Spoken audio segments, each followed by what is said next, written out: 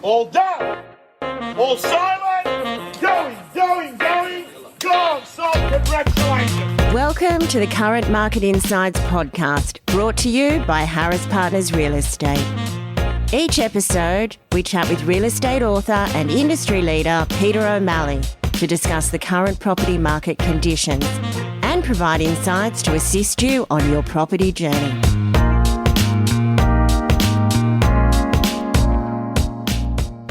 Welcome to Current Market Insights for another week. Peter O'Malley, as always, thank you for joining me in the studio. Hi, Ciaran. How are you going? Look, I'm doing really well, Peter, really well. I want to talk to you this week about selling. You know, we've talked about this on occasion, but particularly I really want to talk about presenting your home for sale. So if you're someone who is looking to sell or just started the process or wherever you may be on that journey, I'm interested in getting your thoughts, Peter, on the ways that vendors or sellers can best maximize the presentation of their property to make it appealing to buyers out there right now. Particularly, one of the things that we saw throughout COVID was a huge uptick in renovations across the inner west in particular. I wonder, what are your thoughts on renovation as a technique for improving the presentation of a home for sale? And is it, I guess, the most cost-effective maintenance kind of work that you can do to your home? Ciaran, it's a often discussed topic, this one, for home sellers that are coming to market, and it's really important that they get a plan in place and undertake research to make sure they get this one right, because I've seen many people spend $150,000, $200,000 on their property getting it ready for the marketplace, and they increase the value of that property, but only by a fraction of the amount they've spent. So they've essentially overcapitalised before going on the market in terms of presenting it to sell. So there's a couple of basic rules that I think can help people today that may be considering coming to market and wondering what the best commercial outcome is. And the first point I'd say there is any money you invest in the property once you've decided to sell it is an investment. And when you invest, you want a profit. So if I'm putting $1 in, am I getting more than $1 out in simplistic terms? And when you talk about paying retail price for renovations with a view to then going straight on the market and profiting on those retail priced renovations, that's very difficult to do. So the point there is that it's very difficult to put a $50,000 kitchen in and hope that it adds $100,000 in value to the property. You're probably better off repairing where the existing kitchen needs to be repaired and leaving it to the next person to put the kitchen in that they want. Yes, the sale price may be slightly lower, but you won't have invested $50,000 in a kitchen that the next person may or may not like. So we find, as a general rule of thumb, that home sellers profit more on repairs than renovations when it comes time to sell. Do you find that vendors or sellers who decide to make a decision and do a renovation or even a repair in some cases, do they become a little bit stubborn around the pricing then for the property? Do they invest emotionally as much as they do financially in, you know, that outcome being obviously profitable? As you mentioned, you know, you don't want to invest for a negative outcome. That's right, and that's all part of a real estate agent being involved at the presentation stage of the property and giving good pragmatic advice about where it's smart to spend money on a home and where it's smart to avoid spending money. So I think if you look at the things that cause home buyers to not engage with a property, they're concerned about plumbing issues, leaks, damp, subfloor issues, roofing issues, leaking roofs. They're the sorts of remedial works that if a buyer reads about those or can smell damp when they're in the home, for example, or sees active leaks, they won't really hang around to engage with that property. So there's no point putting a $50,000 kitchen, in very basic terms, into an unrenovated house when it's got a leaking roof. I think it's wise to make sure that the house is comfortable and livable and presented well, but you need to stop short of paying a retail price to Harvey Norman or whoever the service provider is or your builder, paying a retail price to get wholesale renovations done and then profiting on those from the open market 6 weeks later. If you're in the trade and you can do things for less than the average person can do them for at the moment, by all means, go ahead and do so. Yeah, I think too, being in the trade, you've probably got some reasonable insights into what, buyers are potentially looking for out there. I think you made a very good point that what you decide might be a great $50,000 kitchen may not necessarily, appeal to me as a buyer. And I may have looked at the space and thought, gosh, it would have been nice to do this or this or this. So, very good sort of thoughts there, Peter. And with Inner West Homes, if I can say that often the bathroom is at the back of the house because it's tacked on to the back of the house during the history of the home's evolution from 1880 or 1900. And if your kitchen's in the middle of the house with the bathroom running off the back of it, and then you spend tens of thousands of dollars renovating the kitchen and the bathroom, but renovating them in the wrong location as to where the home buyer wants them, you're actually going to turn people off your property in that instance, because people are going to come in and say, Ciaran wants me to pay him a premium for this renovated kitchen and bathroom. I can see he's just renovated it and replaced them, but I don't want them there. I'd have moved the bathroom further into the house and opened the back up, the kitchen up so that it opens out onto the courtyard. So I don't really want to now pay Ciaran for a kitchen and a bathroom that I don't want. Would it be safe to say then that, poorly planned renovations could in fact reduce the sale price of a property below what it may have gotten? In certain instances, yeah. Yeah, okay. And again, that's why repairs are smarter in many instances than paying for retail renovations. No, good advice, Peter. Look, you mentioned a range of things that the buyers typically may be turned off by, damp, leaks, roofing issues, that kind of thing. What steps should a potential seller or a soon-to-be seller take just to make sure that they're aware of all of these issues and can address them, potentially before they go to market? What I would advise is to get a building inspection report done on your property before you elect to market it and sell it. And look at that report as though you were a home buyer buying that property. Because let's face it, things accumulate in our homes and offices slowly around us, and we don't tend to notice them. But rest assured, when a home buyer walks into your property for the first time, they'll notice a scratch on the wall, never mind a leak, a subtle leak in the roof or a bathroom where the membrane's cracked. So I think getting a pest and building inspection report done and looking at your home as a home buyer will do, whilst it might be confronting, it might also be the reality check that saves you a lot of heartache once you are on the market. Going along from there, let's say as a seller, we get the report done and the builder says, hey, look, there's, damp in these walls, you might want to do something there or whatever it might be. You go ahead and do the work. Would you recommend a seller then to get a new building inspection done and provide that report as part of the sale as a way of kind of, just heading off any inquiry at the past? That's right. For a reduced cost, the building inspector will come back and update his report in all reality. And it's now customary, not law, but it's now customary for vendors to provide pest and building inspections up front for the benefit of the purchasers. Yeah, certainly it doesn't seem like there could be any negatives to come from, providing as much information as possible to any potential buyers. Well, disclosure builds trust in selling, Ciaran. So if there are some flaws in your home and you don't want to deal with them, disclosing them is really important because it takes the energy out of the objection. If you try and hide or not mention a genuine issue that exists in your home and the buyer finds out about that issue on a path of discovery, that'll have a far greater negative impact on that buyer's psyche than if you just told them up front. Yeah, absolutely. Nothing can undo trust quicker than, getting a surprise. Non-disclosure. Yeah, absolutely. Look, Peter, I'm interested. Let's pretend we're on this journey. We've done our building inspection. We've done some remedial work or renovation, whatever it might have been that we've decided to do. We're coming to the point of sale.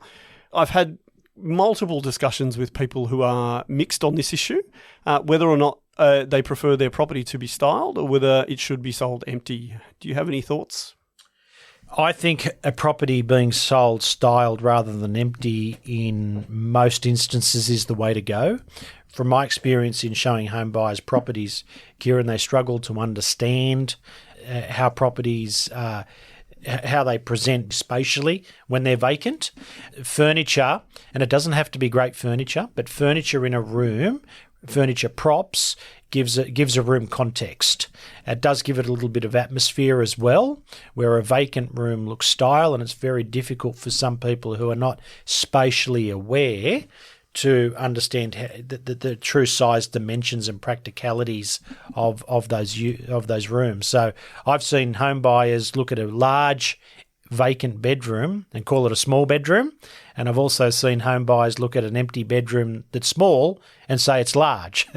Yeah, it's because they're not spatially aware. I think it's definitely hard to picture yourself in a room if it's got nothing there. You've got no frame of reference, I guess. Frame of reference, indeed. Look, I wonder then. Let's talk along the same vein as doing renovation, say, to a kitchen. Do you run the risk if you style a property and the buyers don't like the style that potentially you may turn people away from a purchase? When you're selling anything, what you have to accept at the outset is that you won't be able to appeal to everyone. So you're looking for best commercial outcome, and sometimes in pursuing best commercial outcome, there's a segment of the market that you will not be playing to because you've opted to go another way. So let's say you have a tired kitchen and you opt to go to the market with a tired kitchen with some basic repairs to it. You are ruling out that time poor, cashed up home buyer that wants to move into a property and not do a thing. The turnkey buyer, as they're called? Yeah, that's right. But to appeal to that buyer, as we've just discussed, you might need to put in a $50,000 kitchen that only adds $25,000 to the value. Therefore, that buyer is not worth pursuing. Yeah, absolutely. So moving a little bit forward then, Peter, we've decided we're going to style the property. Yep. Potentially even before we've styled it, is there any, I guess, resources or people that, the seller should be talking to? Should they be getting other opinions, or should they be trusting themselves to kind of make all these decisions? Do you think it's worth, we've talked about trusted advisors in other capacities in real estate before. Do you think there's a space for that kind of person, for someone looking to sell their home as well? Well, staging, styling, whatever you want to call it, has really risen in prominence in the last 15 years. So when I first started in real estate, very few people would get a stylist or a styling package in on a property when selling it. So we sold lots of investment properties, essentially vacant. The thing about styling now, what I would say to any homeowner with a vacant property, is that you are competing when you go to market with 80% of the market that is dressed to sell, styled to sell. So if you go with a vacant property, you've now put yourself at a shortcoming or given an advantage to the other competing sellers in the marketplace. And you may be comfortable with that the buyers can see the value equation in your property and decide to run with that. And sometimes with an unrenovated, rambling house that needs serious renovation, maybe styling is not the right thing to do in that instance. I think you need to take a pragmatic view with your property. Does investing in styling, does it come back profitable? And in most instances, it probably does, but not in every instance. No, so definitely worth talking to the agent and getting, a trusted opinion of what they think the outcome will be if we do go that way. So I guess when we're talking about vacant properties, we're talking about, on the whole, investment properties that are being sold off or unfortunately deceased estates, for example. Can I say that I've seen real estate agents move the homeowner out of the property and encourage it to be styled? Now, I think that's a step too far. If you are selling your home, there are steps that you can make to make it more presentable, but I would question any agent that tells you to move out of your home so they can dress it to be a showpiece and you head down the road and hire a house elsewhere while I hire furniture to put in your existing home. I've seen that a few times over the years. I'll see it a couple more, maybe. A couple more, and that seems outrageous. Oh, look, that sounds absurd to me. I mean, you talk about making changes that are profitable. I'm maybe not a super intelligent guy, but to me, moving out of your home and spending extra money on, rent somewhere else so that you can sell seems like a negative equation to me. And that's right. You've mentioned the word profitable, making profitable decisions and moving out and taking another property elsewhere whilst you then hire furniture to go into your existing home. It's very hard to justify that as being profitable. No, absolutely. I'm interested, you talk about styling, we mentioned that it gives a frame of reference to a buyer and allows them to kind of visualize the space in a much more, accessible manner. Does the same apply if you're selling an investment property that's tenanted? Would it be safe to say then, look, we just leave the tenants here because obviously they've got furniture and things and they live here normally? Will that have the same impact for a buyer as, say, potentially, doing something else or moving them out and then styling? Look, it's a sensitive issue and it's case by case. I don't want to say you should work with every tenant that you meet, and I'm not saying that you should move every tenant that you meet out just for the sake of it. Some tenants will offer a presentation that allows the property to achieve full market value. And through no fault of the tenants, maybe they offer a presentation that doesn't allow the property to achieve full market value, in which case it's best to sell it vacant. I do find that agents jump very quickly and too quickly to the conclusion that the landlord should move the tenants out and hire some furniture. Now, that seems like good clinical professional advice, but before you go ahead and do that with your investment property that you're going to be selling in the future, you must keep in mind that when you move the tenants out, you forfeit the income.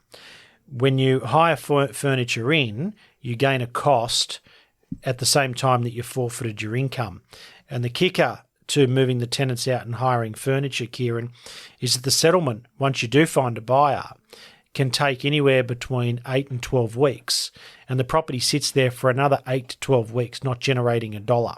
So as a first port of call, I always promise every landlord that I'm selling for that I will try and work with the existing tenant if the tenant chooses to do so that we can continue getting an income during the campaign. There is a chance the property may not sell, in which case the tenant didn't need to move and the landlord didn't need to forfeit income. And there's a chance that the eventual purchaser will be an investor to some degree where they're happy to continue working with the existing tenant, if not an outright investment play. So there's many benefits for working with the existing tenant, provided you can get a presentation that is conducive to full market price. The best way to get a presentation that is conducive to full market price from a sitting tenant is to lead and offer a rent reduction for cooperation. If you are going to impose on a tenant by running a sales campaign over the top of their occupancy of their rental property, it's only fair that you offer a compensation in turn. Now, it's not legislated that a landlord needs to offer a tenant a rental reduction if they're selling the property they are living in, but it's smart play by the same token. Oh, look, it's absolutely good business. It's common decency. Oh, look. Yeah, it is. I, can talk from first-hand experience. My wife and I, we had our first child. We had the place we were in sold out while we were tenants, and it was a horrible experience. People constantly coming in, phone calls all the time, leaving doors open. It's particularly with a young baby, it was a very unpleasant time for us. Highly intrusive. Oh, look, it is. And we would have jumped at a rent reduction at the time, but that certainly wasn't offered to us. Look, I think you've made some really good points there, Peter, and one of the things I really want to, highlight for our listeners is that early communication is key in these scenarios. If you have a sitting tenant, obviously notification needs to be made to them that the property's going for sale anyway. But I think there are steps and measures that can be taken to ensure that relationship is as good as can be given the circumstance. And if everyone works together, I think everyone can really benefit in these kind of scenarios. Indeed. And we've put some thought bubbles out there today in this chat, Ciaran, but there is not one size fits all. There is not one right answer to how to present a property to the marketplace. You need to work with the trusted advisor, as you say, and come up with the right plan for your sale and your property. Good advice as always, Peter. As we cut it off, final question. If I'm a seller on a budget, I've got no money or very little money, but I do need to sell or I want to sell. What's the simplest hack or simplest thing I can do to best present my property that isn't going to break the bank? Think repairs, not renovations.